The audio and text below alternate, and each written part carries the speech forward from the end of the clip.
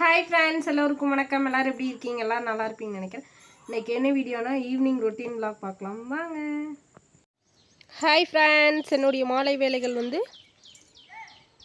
இன்றைக்கி என்னென்னு பார்க்கலாமா? இது எங்கள் மாமனாரோட ட்ரெஸ்ஸு செக்கலுக்குங்க ஃப்ரெண்ட்ஸ்.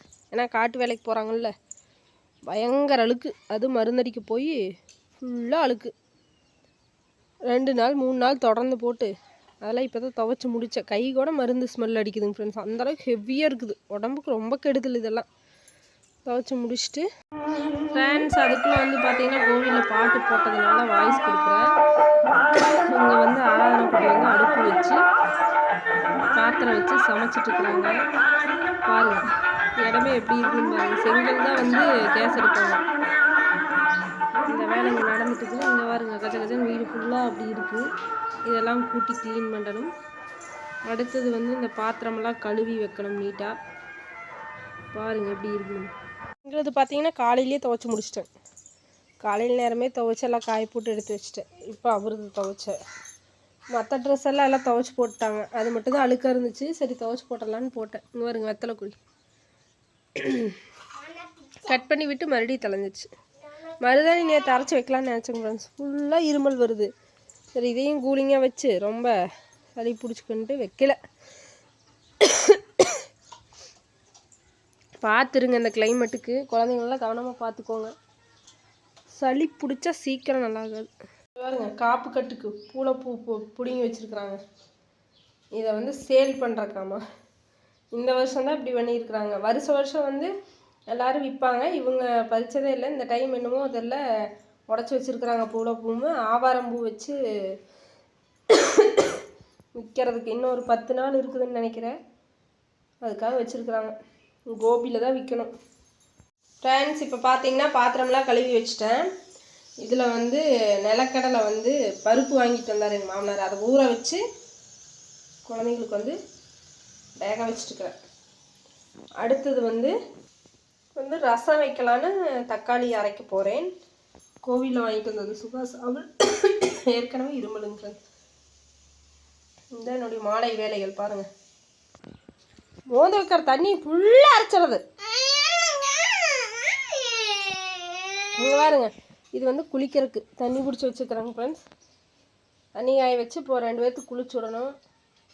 வேலைகள் இருக்குது. சமையல் முடிக்கணும், கூட்டணும். இதெல்லாம் அப்புறப்படுத்திட்டு குளிச்சு விட்டு தான் அப்புறம் தான் கூட்டணும். இதெல்லாம் குப்பையாக இருக்குது. இப்போதைக்கு ரசம் வைக்க போகிறேன். ஃப்ரெண்ட்ஸ் இங்கே பாருங்கள் தக்காளி மிளகு புளி எல்லாம் போட்டு ரசம் சூப்பராக ரெடி ஆகிட்டுக்குது.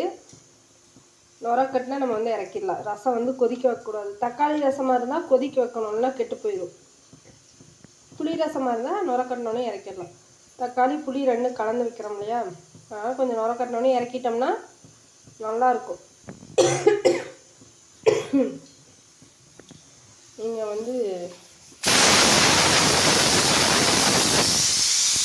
ரசத்தோடு சாப்பிடலாம். சளிக்கு இரும்பலுக்கு இப்படி மிளகு நிறைய போட்டு வச்சா கொஞ்சம் நல்லாயிருக்கும். சூடாக ஊற்றி சாப்பிட்டா. அதனால வைக்கிறேன். அதுவும் இல்லாமல் வேலைக்கு போயிட்டு எல்லாம் வந்துடுவாங்க. மாமியார் மாமனார், மாமியாரோட தம்பி அவர், அப்புறம் இன்னொரு அக்கா ரிலேட்டிவ் எல்லாமே இருக்காங்க. அதனால் இவ்வளோ பெரிய பாத்திரத்தில் ரசங்க வருங்க ஒரு வேலைக்கு. அப்போ தான் கரெக்டாக இருக்கும். அதனால் வச்சுட்டேன். அடுத்தது எப்போவுமே ஃப்ரிட்ஜில் எதுவுமே இருக்காது. இது நான் வாங்கிட்டு வந்த பழம். இது மாமனார் தயிர் குழந்தைக்கு. பாருங்க நான் வரேன்னு சொன்னோன்னே கத்திரிக்காய், அவரைக்காய், வெண்டைக்காய் இதெல்லாம் வாங்கிட்டாங்க. அப்புறமா பீன்ஸும் இருக்குது. இதை தான் இன்றைக்கி நைட்டுக்கு செய்யணும். அதனால் எடுத்து வச்சுட்டேன். நேற்று சுரக்காய் கொண்டு வந்தாங்க, குழம்பு வச்சேன் நைட்டு. இன்றைக்கி ஒரு சுரக்காய் கொண்டு வந்துருக்குறாங்க. சூப்பராக இருந்துச்சுங்க ஃப்ரெண்ட்ஸ், பிஞ்சு சுரக்காய். ஃப்ரெண்ட்ஸ் இப்போ ஆராதனா குட்டி குளித்து ரெடி ஆகிட்டாங்க. சுகாஸ் அவர்கள் குளிச்சுட்டு உடனே விளையாட கிளம்பியாச்சு. சுகாஸ் இன்றைக்கி காலையில் வீட்லேயே இருக்கவே இல்லை. எந்திரிச்ச உடனே பல்ல விளக்கிட்டு போனது. மறுபடியும் சாப்பிட்றதுக்கு வந்தாங்க. அது நான் கூப்பிட்டு மறுபடியும் மத்தியானம் சாப்பிட்றதுக்கு கூப்பிட்டு வலுக்கட்டாயம்னு சாப்பிட வச்சு இப்போ கூப்பிட்டு சண்டை போட்டு குளிக்க வச்சேன். உடனுக்குடனே விளையாடக்கூடியாச்சு. ஆராதனை மட்டும்தான் வீட்டில் விளையாண்டுட்டு இருந்துச்சு. ஆராதனா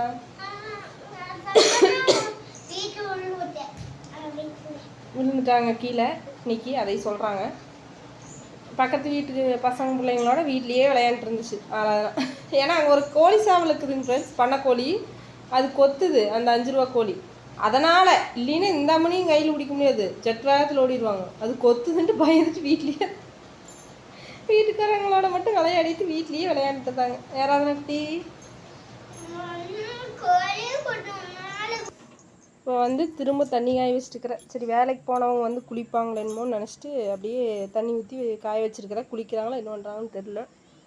ஒவ்வொரு நாள் குளிப்பாங்க, ஒவ்வொரு நாள் குளிக்க மாட்டோம்பாங்க. இன்றைக்கி என்ன செய்கிறாங்கன்னு தெரில. நாளைக்கு இவங்க வேறு விளையாடி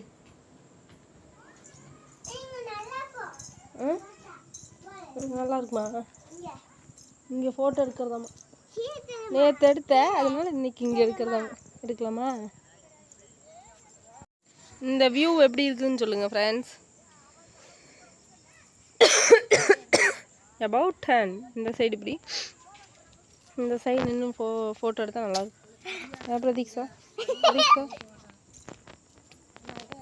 இங்கே திரும்ப பெருந்தலைவர் காமராசர் வந்து வெற்றிகரமாக இப்போ என்ன டைமு 6:30க்கு வந்து வீட்டுக்கு வந்துட்டாங்க. காலையில் 9 மணிக்கு தூங்கி எழுந்திரிச்சு கிளம்புனவங்க வந்துட்டாங்க. சுகாஷ் திரும்ப இங்கே வாரு, ஹாய் சொல்லு.